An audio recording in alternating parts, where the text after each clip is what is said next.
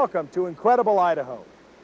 I'm Mike Connaughton, and tonight we're going to go on a backcountry adventure. You know, some of the best cutthroat fishing can be found in our state's wilderness areas. But to get there, you have to either go in on horseback, hike, float the river, or in some special cases, you can fly.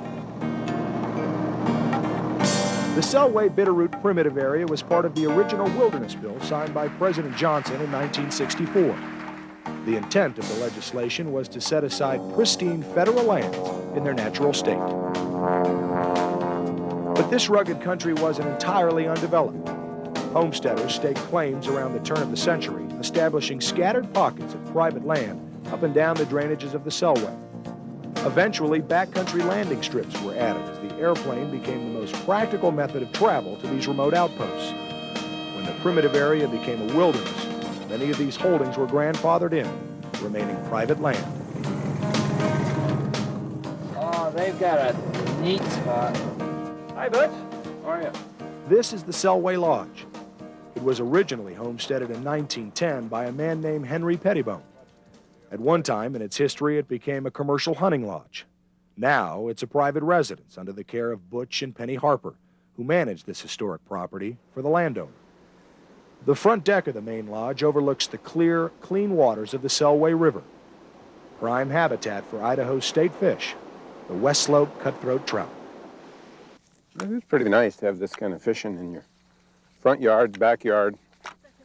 The private property includes the lodge, gardens, and the landing strip. Fish this big pool here, this big long run. And once you cross this fence line, you're in the Selway Bitterroot Wilderness. Yeah, that's the spot. It's the kind of fishing you dream about. A perfect day, spectacular scenery, a secluded river, and a native trout that can't seem to resist anything you throw at it. Oh, there he is. Got him. West Slope cutthroat. Looks like about, 10 inches long. Oh. Bill Hutchinson is a fisheries biologist with the Idaho Department of Fish and Game. Oh, they're gorgeous. Flip them over this way. The orange stripe underneath the gill here, that's just a classic marking of a cutthroat trout. And a rainbow will have a silver with a red stripe down here on the lateral line. This is called the lateral line, that line right there. But the thing you look for mainly is right in here. The pattern of the spotting and the cutthroat. Oop, I better get rid of him. We'll get another one. Catch and release. That's been the regulation on the Selway since the 1970s. And no doubt it's the primary reason this fish is so abundant here. There we go. Presently, every one of Idaho's native trout species is either listed under the Federal Endangered Species Act or proposed for listing, including the West Slope cutthroat. Yeah. But state biologists don't believe that Idaho's West Slope cutthroat are in trouble.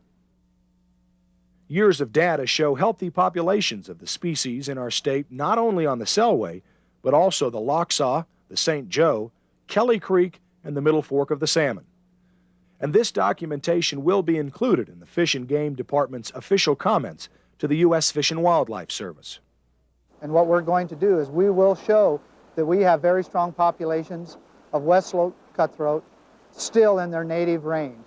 So we feel from our standpoint, from all the data that we've seen so far, is that Idaho should be excluded from the listing.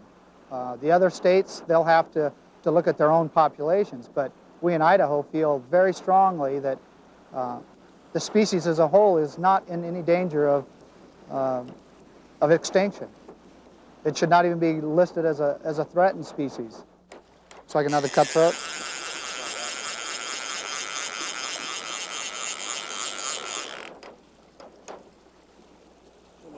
Smaller one, so what that tells us is there's several year classes in here. We get good recruitment. Recruitment is a scientist's way of saying that the trout are reproducing. And this is all catch and the various sizes indicate that they've been reproducing consistently year after year. Another sign of a healthy population. There he goes back. In fact, the prize for catching the granddaddy cutthroat goes to Penny Harper. Don't let the dog eat him. How big is he? She reels in the biggest catch of the day, despite some nosy interference from her dog, Hack. Sometimes those retriever instincts are a little hard to leash. It's probably 16 inches, I think. Yeah, pretty good size cutthroat for this river. No. Probably a male. It's got a little bit of a kite. It's a beautiful fish, colorful and vibrant. In the spring during the spawning season, it will be even more brilliant. Butch releases the big male into the sparkling clear water, one of the most important criteria for healthy cutthroat populations. Water's clean, clear, cold.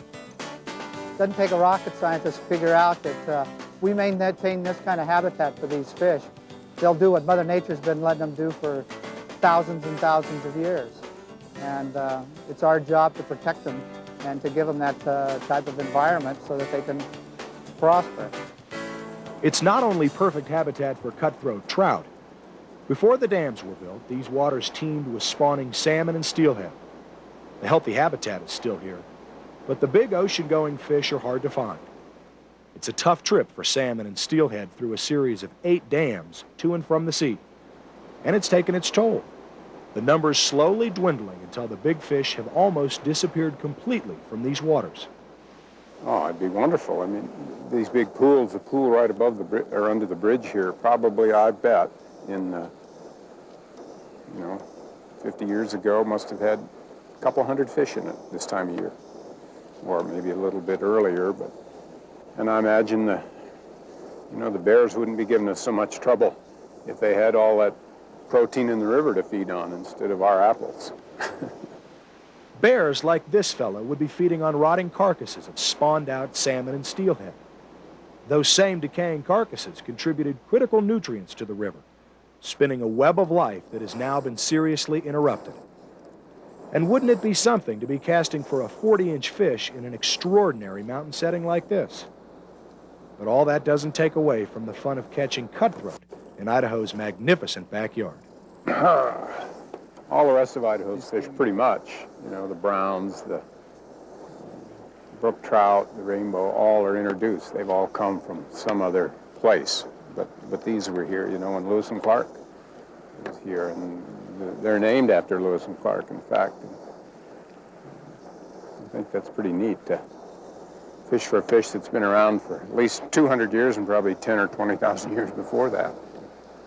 Butch Harper figures he's been casting a fly rod for over 40 years. Oh, just came out. Oh, he's gone. You go away. Come on, you don't get one. He's gone. Go back to the bank. Hack, on the other hand, Hack. is less experienced and seems to prefer a more direct fishing method, like poaching what others catch. I caught a couple steelhead last year, and he's out there. Steelhead are 30 feet off the beach, rolling. He's out there swimming around. Oh, it's funny. But he's so much fun to have around. I just can't leave him home. Butch Harper is the classic image of a skilled fly fisherman at his best. A hatch is on, and he stands in the midst of a mountain stream, backlit by the sun, casting gracefully and with little apparent effort. It's a perfect picture of the peace and serenity that can be found in the quiet rhythm of a fly rod. I think anybody that, fly fished a lot would tell you that an awful lot of the enjoyment is just casting a nice fly rod. It's fun. It feels good. It's not as easy as people think to do, to learn anyway. It's not hard to do, but it really is a pleasant sensation. Come on, fish. Yeah, and occasionally, if you're lucky, there's a fish or two to go along with it. That helps. We're talking a major cutthroat here. Well, maybe it's let me look here. Maybe it's a steelhead. Small, no, it's not.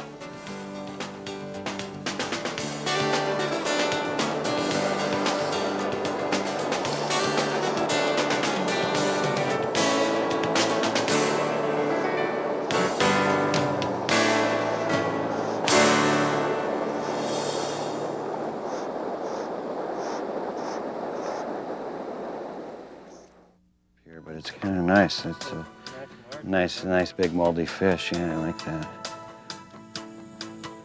I like that. But this is my favorite one right here. Chinook salmon and steelhead are fast disappearing from areas like the Selway River. But another of Idaho's ocean-going fish is in even deeper trouble: the sockeye salmon. Fewer and fewer return to their home in the Sawtooth Mountains each year. But this summer, 239 sockeye appeared along the shores of Redfish Lake. Phantom fish, sentinels, standing watch over a heritage about to be lost. Everybody's been respecting it pretty well. He calls them ghost fish. They represent the spirits of millions of fish that for countless centuries made the incredible 900-mile journey to and from the ocean. It's a testimony to the sockeye's remarkable perseverance and a gesture from an Idaho native who does not want to see this legacy from his childhood disappear. I like that, but this is my favorite one right here. It just, the warp on it is just perfect. A rotted mouth, warped tail, moldy sides. The sculpture reflects the resilience of the sockeye salmon, fish that have endured the battering of a long, weary pilgrimage. I mean, I feel like my art is a form of communication. I'm just simply stating facts here, that there used to be millions of salmon that swam the Columbia Basin, and only one sockeye salmon returned to redfish in 1996. None came back in 97, and this is 1998. Don't see any yet, but we're waiting. Artist Greg Schlanger is a professor at Austin Peay State University in Tennessee. He believes that art can be used as a forum to create consensus on environmental matters. The idea for this project actually began in 1996, when Greg was invited to design an exhibition at a gallery in Little Rock, Arkansas. I'm originally from Idaho, and Redfish Lake is probably one of my favorite spots in the world. And it got its name from the sockeye salmon that spawn returned to Redfish Lake every year. At one time, the Salmon River, which Redfish Lake empties into, would become almost red in color because of all. From Arkansas, the exhibit went overseas to Germany in the summer of 1997. Now, it has come home, so to speak, in an even more striking form. One red sockeye stands out among the ghost fish, representing the single salmon that returned to Redfish Lake in 1996. I really enjoy the quality of the plywood and the grain coming back out, and that kind of worn, aged, so, you know, what the salmon do once they get up this far. The 239 fish were cut out with a jigsaw, whitewashed, and then sanded down. The next step was to weld them to some sort of mounting structure. Greg wanted the sculpture to be at eye level, bigger than life, more on a human scale, so people viewing the exhibit would connect with it. His idea is to promote awareness. What is the message we should take home? Whatever one you choose, it's up to you. But at least I would hope that you're aware that Redfish Lake, its name, Redfish, got its name from the sockeye salmon that used to return and spawn here. Used to become red in color with so many. And now there's a lot of mountain whitefish out there. Maybe we'll call it Whitefish Lake in the future, I don't know. So that's what we're gonna do. There's a gentleman in our theater that is doing a Meet the Artist program, and he has done the watercolor display that we have here in the Visitor Center, and also the sockeye salmon display that's down near the shoreline of the lake. And he's doing a presentation in our theater right now, and his artwork is called Sockeye Waters, Sockeye Dreams. You're welcome to join him. Greg's watercolors complement his sculpture. They hang in the Forest Service Visitor Center and on the walls of Redfish Lodge.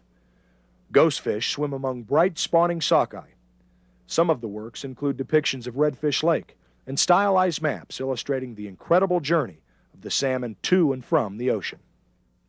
I think for me and my sense of the salmon, but using the trout in my work before, is that I really feel a connection to the fish. And the fish they're under the water, we don't see them. It's real easy to ignore the fact if they're there or not, if they're disappearing, if they're not healthy. But I think it's through the end of my fly rod that I connect the most with the trout, and it's the most incredible experience is to have that connection. Greg has even bigger projects in the works. He's formed a nonprofit foundation called the Sockeye Arts, Education, and Science Fund.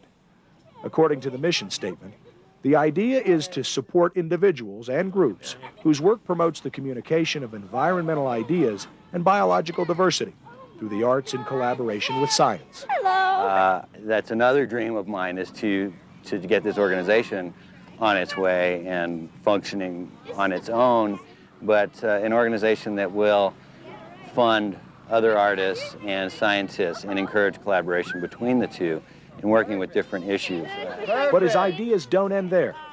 Phase 2 of Sockeye Waters' Sockeye Dreams is projected to premiere in the year 2004. Well, the proposal is to create a 900-mile-long sculpture from the ocean to Redfish Lake, come up the Columbia River, into Washington, hang a right on the Snake River, come into Idaho, hang a left on the salmon, and eventually come to Redfish Lake. The fish will be much larger, 10 to 20 feet long, so they can be viewed from across rivers. And Greg estimates he will need to build around 150,000. That's a good thing. I'm hoping really with this project to create national attention and awareness of what's going on here. I think it needs to become national. It's going to be federal decisions as far as the fate of the salmon. And now, besides the sockeye, we're talking about the Chinook and the steelhead and other fish. So, bringing them out here. Just like here, the bigger sculpture will feature thousands of white ghostefish, with one red one, the single fish that made it back in 1996. It's an incredibly ambitious project, but no more fantastic, in a sense, than a fish that swims 900 grueling miles upstream from the sea to find home.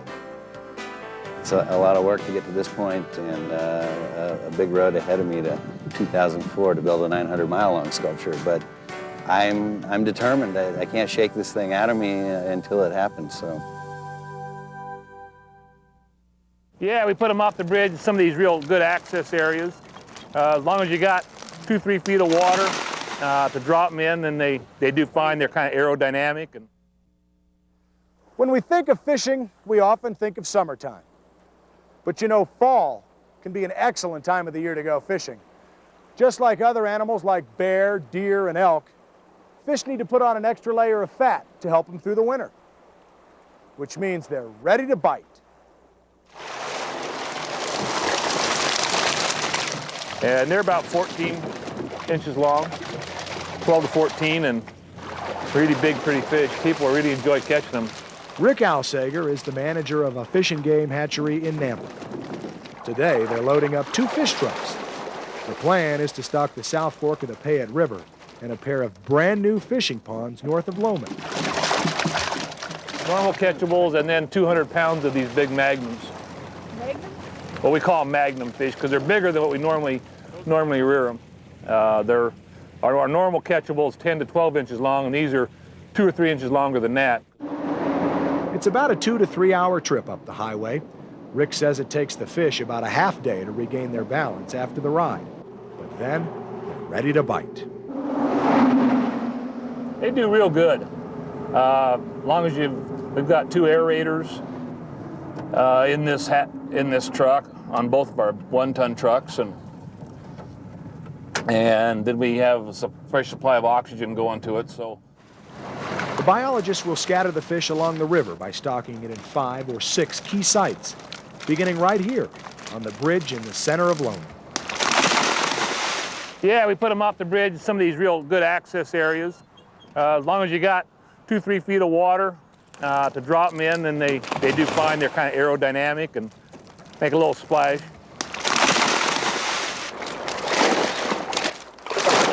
That's nice. There's plankton fishing here in this river.